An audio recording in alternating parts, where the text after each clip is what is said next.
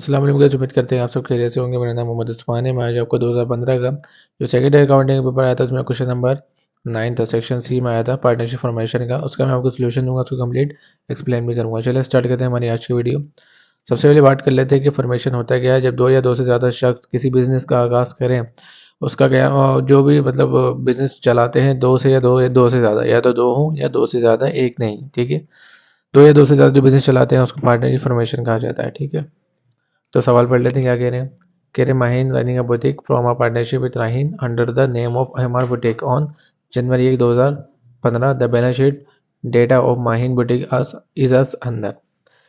ठीक है भाई, इधर तो आप पार्टनर के आपके नाम दिए हुए बता रहे हैं कि भाई तूने पार्टनरशिप फॉर्म बनाई है, मतलब फॉर्मेशन की है, और नाम उन्होंने रखा है एमआर बुटीक का, 2015 का ईयर दिया हुआ जनवरी है, और बैलेंस शीट बताई गई है कुछ नीचे। सिर्फ माहीन का बोला है, ठीक है। ये माहीन की बैलेंस शीट बताइए, उसका नहीं बोला, राहीन का नहीं है। कैश बोल रहे हैं 50,000, अकाउंट रिसीवेबल बोल रहे हैं 2.5 lakh, allowance for bad debits 20,000। Allowance for bad debits आपको अच्छे से पता है क्या होना चाहिए। वो पैसे जो आपके पैसे डूब गए हों, मतलब आपको डाउट नहीं बल्कि 100% डाउट है ये पैसे हमें मिलेंगे नहीं। अकाउंट रिसीवेबल से ताल्लुक रखते हैं अलाउंस फॉर बैड डेबिट्स, ये डूबे हुए पैसे होते हैं जो आपको नहीं मिलते, ठीक है, उसको कहते हैं allowance for bad debits. Merchandise inventory 3,40,000 दी हुई, प्रिपेयर एंड 30,000 रुपये, स्टोर इक्विपमेंट 5,00,000। अकुमुलेटेड डेप्रिसिएशन का भी मतलब अकुमुलेटेड डेप्रिसिएशन या अलाउंस फॉर डेप्रिसिएशन बात एक ही होती है। और अलाउंस फॉर डेप्रिसिएशन क्या होता है, जो आपका जो फिक्स एसेट होता है उसमें जो आपकी जो कीमत गिर जाती है उसको कहते हैं अलाउंस फॉर डेप्रिसिएशन। मिसाल के तौर पर आपने कोई चीज़ 4 लाख में खरीदी है, फिक्स एसेट है वो का। मिसाल के तौर पर फर्नीचर आपने 4 लाख का खरीदा, 1 साल बाद वो फर्नीचर 3 लाख का हो गया, लेकिन आपने खरीदा तो 4 लाख का था। तो जो 1 लाख रुपए हुए हैं वो क्या कहलाएंगे, डेप्रिसिएशन। मतलब आपकी जो अमाउंट फिक्स एसेट में से जो अमाउंट जो डिक्रीज हो जाती है, जिसकी वजह से उसको अलाउंस फॉर डेप्रिसिएशन कहा जाता है। अकाउंट पेबल आपको पता है कि उधार का पैसा 97, और नोट्स पेबल जो किस में रिटर्न फॉर्म में जो होता है वो 80,000 रुपये दी में, ठीक है। ये बैलेंस शीट बताया मैं किसके माहिन के। अब नीचे कंडीशन में बात कर रहे हैं। बोले माहिन जो है वो ट्रांसफर करिए अपनी पार्टनरशिप को हर एसेट को एक्सेप्ट प्रीपेड रेंट, सिर्फ प्रीपेड रेंट को हटा के सारे एसेट ट्रांसफर कर रही है। एंड लाइबिलिटी भी पूरी की पूरी जितनी भी लाइबिलिटी है बैलेंस शीट में ऊपर, वो सारी लाइबिलिटी ट्रांसफर कर रही है, सारे एसेट ट्रांसफर कर रही है सिवाय प्रीपेड रेंट के। एक्सेप्ट का मतलब होता है इसके अलावा, मतलब इसके सिवा, ठीक है। प्रीपेड रेंट के अलावा वो सारे एसेट क्या कर रही है, ट्रांसफर कर रही है, और लाइबिलिटी भी ट्रांसफर कर रही है ऑन द फॉलोइंग वैल्यूज। नीचे जो वैल्यूज है इस वैल्यूज के मुताबिक। अकाउंट रिसीवेबल कह रही है कि 2.5 लाख रुपए ट्रांसफर करिए, और ऊपर अकाउंट रिसीवेबल कितना था, 2.5 लाख ही था। मर्चेंडाइज भी 3 लाख में ट्रांसफर करिए, ऊपर मर्चेंडाइज कितने थे आपके पास, मर्चेंडाइज 3,40,000 थे, और नीचे कितने मर्चेंडाइज है, 3 लाख रुपए, ठीक है। अब ऊपर वाली वैल्यू नहीं लेंगे, हम नीचे वाली अमाउंट रखेंगे, क्योंकि ये ट्रांसफर ये कर रही है। बैलेंस शीट तो उसकी वो थी, लेकिन अब ट्रांसफर ये हो रहा है। अगर अकाउंट रिसीवेबल यहाँ 2,20,000 होता तो आप 2,20,000 ही उठाते हैं, वो तो इतफाक के ऊपर भी 2.5 लाख है, और नीचे भी 2.5 लाख ही ट्रांसफर कर रही है। मर्चेंडाइज 3 लाख रुपए ट्रांसफर कर रही है, हालांकि ऊपर मर्चेंडाइज 3,40,000 है, तो 3,40,000 नहीं, 3 लाख ट्रांसफर कर रही है।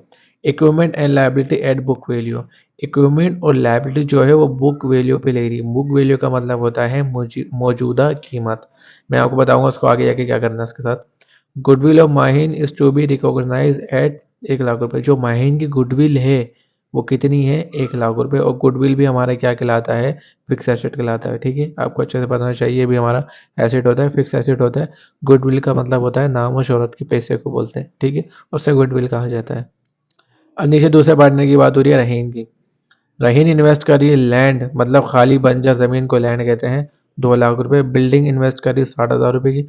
और she also contribute sufficient cash, वो दूसरी चीज मतलब कैश भी कंट्रीब्यूट कर रही है, लेकिन सफिशिएंट कैश अमाउंट नहीं दी हुई है आपको, कुछ सफिशिएंट कैश कंट्रीब्यूट कर रही है to make her capital equal to that of Mahin, जो कि कितना बन सकता है, माहिन के कैपिटल के इक्वल बन सकता है, इतने पैसे वो खर्च कर रही है। लेकिन सिर्फ पैसों की बात नहीं हो रही यहाँ पे, ये चीज़ भी खर्च हो रही है, और जो कि और सफिशिएंट इतने खर्च कर रही है कि जब उसको ऐड किया जाएगा तो माइंड के कैपिटल के बिना पे बनेगा, ठीक है। यहाँ हिंट दी हुई है आपको, कैसे निकलेगा मैं नीचे बताऊंगा। प्रिपेयर बोलने जनरल एंट्री बनाइए, इनिशियल बैलेंस शीट बनाइए, ठीक है। तो सबसे पहले आ जाते हैं बैलेंस शीट पे। भाई कंपनी का नाम मिस्टर बुटीक था, तो मिस्टर बुटीक जनरल एंट्री बना रहे, तो जनरल एंट्री आ गई।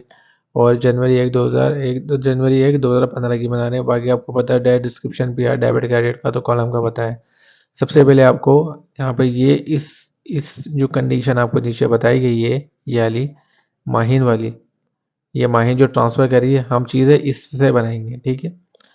माहिन ट्रांसफ़र पार्टनरशिप हर एसेट सारे एसेट ट्रांसफ़र करिए, इसका मतलब जो बैलेंस शीट में जितने भी एसेट है सारे ट्रांसफ़र करिए सिर्फ प्रीपेड रेंट को हटा के। तो हम प्रीपेड रेंट नहीं लेंगे, ठीक है, इसको मैं कट कर देता हूँ ऊपर। प्रीपेड नहीं लेंगे, बाकी सब जितने भी हैं और वो लेंगे। सबसे पहले कैश की बात कर लेते हैं। कैश 50,000 रुपये हमारा एसेट कहलाता है। नीचे कोई कैश का इम्पैक्ट है आपके पास? बिल्कुल नहीं है। कैश की नेचर हमेशा क्या होती है? कैश हमेशा डेबिट में होता है। तो कैश डेबिट में कितने? 50,000 रुपये से।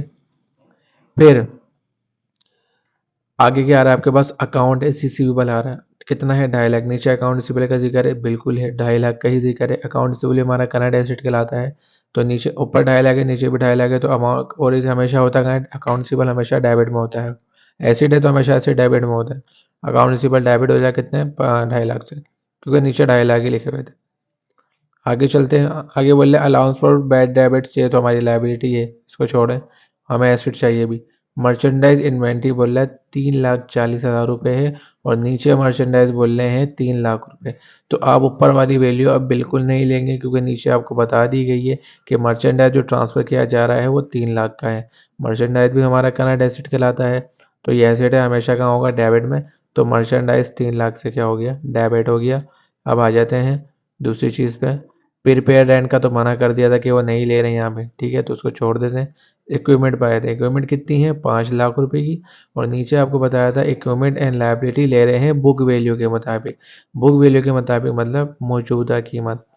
तो इक्विपमेंट हमारा फिक्स एसेट कहलाता है, और मैं आपको बता चुका हूँ कि अलाउंस फॉर डेप्रिसिएशन अगर आपको दिया गया जाता है तो आपको फिक्स एसेट से वो माइनस किया जाता है। तो अकोमुलेटेड डेप्रिसिएशन का मतलब भी अलाउंस फॉर डेप्रिसिएशन ही कहा जाता है।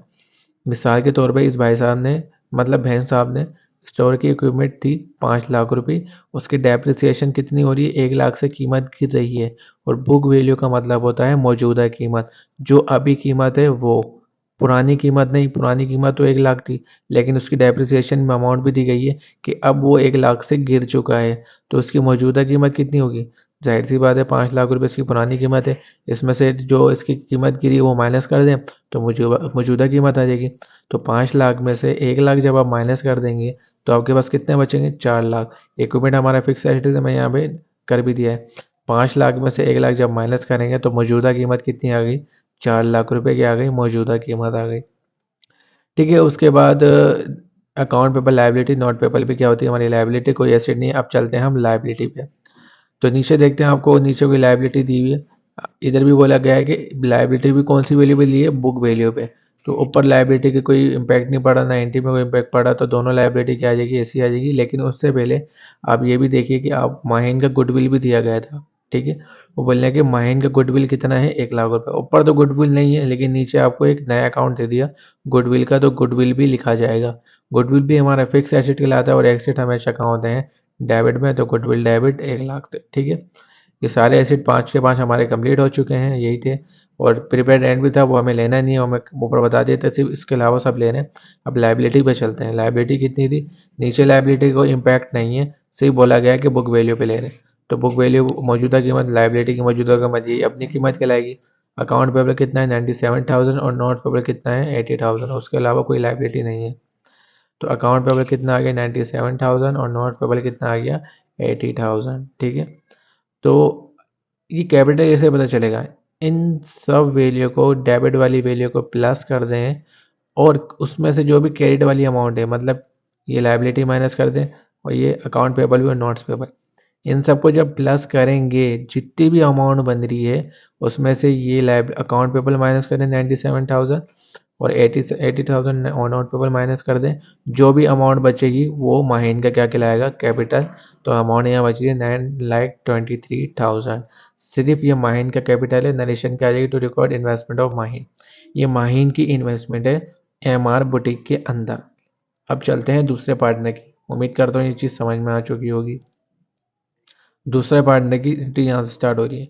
राहीन इन्वेस्ट कर रही है लैंड 2 लाख रुपए का, बिल्डिंग इन्वेस्ट कर रही है 60,000 रुपए की, और she also contribute sufficient cash, और सफिशिएंट कैश भी क्या कर रही है, कंट्रीब्यूट कर रही है, जो कि इक्वल बनता है माहीन के कैपिटल के मुताबिक। मतलब इतना कैपिटल बनेगा माहीन का भी और राहीन का भी। ठीक है, तो इससे क्या इन्वेस्ट कर रही है भाई, लैंड इन्वेस्ट कर रही है। लैंड क्या हमारा फिक्स एसेट कहलाता है, ये हमेशा कहाँ होता है, डेबिट में। एसेट हमेशा डेबिट में होता है, तो लैंड डेबिट हो जाएगा 2 लाख से। और बिल्डिंग भी हमारा फिक्स एसेट होता है, ये हमेशा कहाँ होता है, डेबिट में होता है। एसेट है हमारा डेबिट में होगा, तो 60,000 से क्या हो जाएगा, डेबिट में। ठीक है, लेकिन कैश की अमाउंट हमें नहीं पता चल। ऊपर बताया था कि सुफिशियंट कैश कंट्रीब्यूट करती हूँ, यहाँ तो मैंने कैश की अमाउंट लिखी है, तो मेरे पास कैसे आई है। बिल्कुल आसान है भाई। उन्होंने कहा कि उसका जो कैपिटल बनता है उसका इतने बराबर ही बनता है, किसके इक्वल बनता है, माहिन के कैपिटल के मुताबिक। तो माहिन का कैपिटल कितना है, 9,23,000। 9,23,000 में से ये 2 लाख माइनस कर दें तो कितना बन जाएगा, 7,23,000।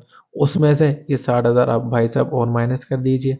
जो भी अमाउंट बचेगी वो क्या आ जाएगा, राहीन का कैश, जो कि वो सफिशिएंट कैश जो इन्वेस्ट करिए आपके पास खुद ही सामने आ जाएगा। ठीक है, ये कैपिटल था, इसमें से ये चीज़ माइनस कर दी लैंड, इस जो अमाउंट है उसमें से बिल्डिंग माइनस कर दी, जो भी अमाउंट सामने आपके पास बचेगी वो क्या कहलाएगा, राहीन का कैश कहलाएगा, जो कि कारोबार में इन्वेस्ट करिए।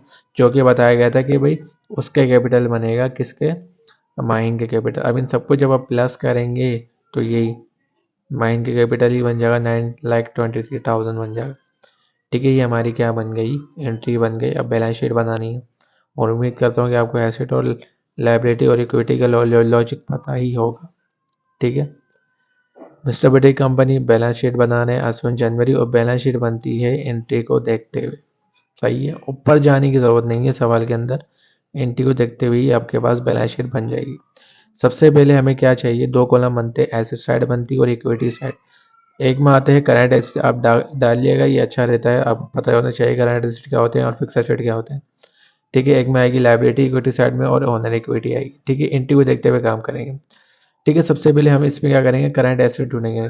इसमें से हमारा करंट एसेट क्या कहलाता है, कैश हमारा करंट एसेट है, अकाउंट रिसीवेबल हमारा करंट एसेट है, मर्चेंडाइज हमारा करंट एसेट है, और बाकी बाकी क्या है, हमारा इक्विपमेंट हमारा फिक्स एसेट कहलाता है, गुडविल भी फिक्स एसेट, लैंड भी फिक्स, बिल्डिंग भी फिक्स, और कैश भी हमारा क्या कहलाता है, करंट एसेट। तो इधर 2 कैश आ रहे हैं, तो आप क्या दोनों लिखेंगे, बिल्कुल नहीं, आप एक ही एंट्री बनाएंगे, कैश ही लिखेंगे, इन दोनों अमाउंट को क्या कर देंगे, प्लस।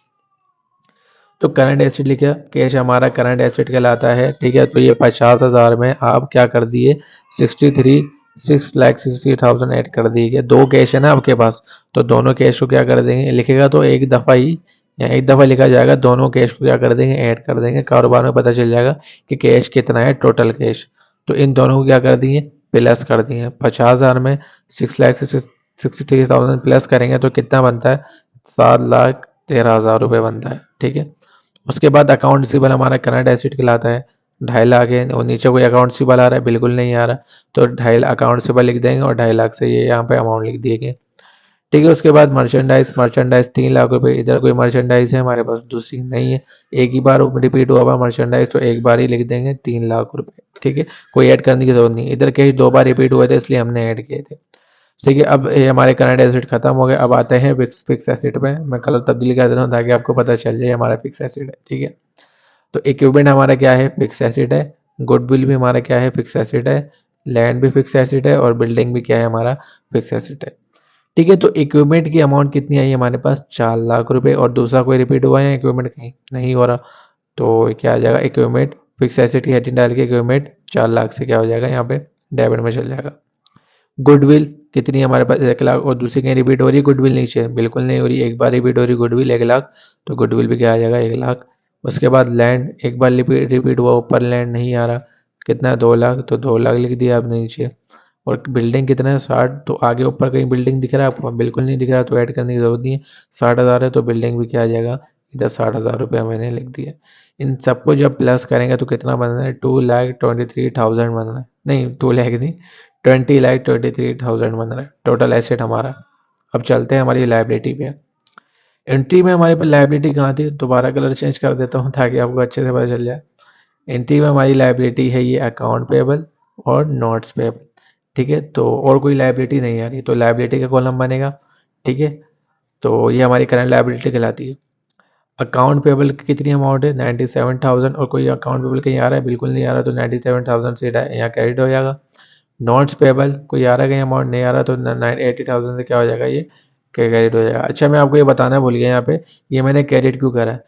देखिए, अकाउंट पेबल हमेशा कहाँ होता है, क्रेडिट हम नेचर वाइज रखेंगे, ठीक है। अकाउंट पेबल का ताल्लुक क्रेडिट साइड से होता है, ये हमेशा क्रेडिट में होता है। और नोट पेबल हमेशा कहाँ होता है, क्रेडिट में होता है, ठीक है। ये वो पैसा होता है जो हमें उधार को अदा करना है, हमारे पास लाइबिलिटी है, अभी हमने अदा नहीं करा, ये हमारे पास लाइबिलिटी ही अदा करना है, ठीक है। ये मैं शायद बताना भूल गया था पहले, तो उसकी माजरत, अभी याद आया तो बता दिया मैंने, ठीक है। तो ये दोनों रिकॉर्ड हो जाएंगे यहाँ पे इसी अमाउंट से, क्योंकि एक बार रिपीट हो रहे थे दोनों अमाउंट। अब चलते हैं ओनर इक्विटी, जिनके ओनर इक्विटी कौन है हमारे पास। दोबारा कलर चेंज कर देता हूँ ताकि आपको पता चल जाए, पीला रखता हूँ इस बार।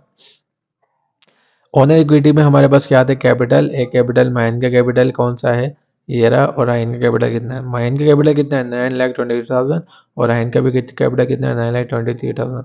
तो राइन माइन का कैपिटल लिख दिया, और राइन का कैपिटल एक बार रिपीट हो रहा तो एक बार। इन सबको जब प्लस करें तो जाहिर सी बात है ये बात बन रहा है, ये अमाउंट बन रहा है। और जब इन सबको प्लस करेंगे तो क्या बन रहा है, यहाँ भी 20,23,000 ही बन रहा है इक्विटी साइड पे।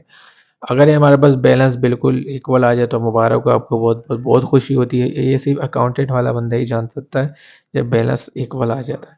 समझो एक जंग आज़ाद करने का ये होता है कि हमने जंग जीत ली एक तरह की, ठीक है। तो ये हमारा अकाउंट बिल्कुल इक्वल आया है, इसका मतलब हमारे पास जो एंट्री हमने बनाई गई और बैलेंस शीट बनाई बिल्कुल परफेक्ट बनी है। तो इसी तरह हमारा सवाल भी कंप्लीट होता है। उम्मीद करता हूँ आपको सवाल अच्छे समझ में आया हो, और अगर कोई डाउट हो तो कमेंट में बता दिएगा आप, ठीक है।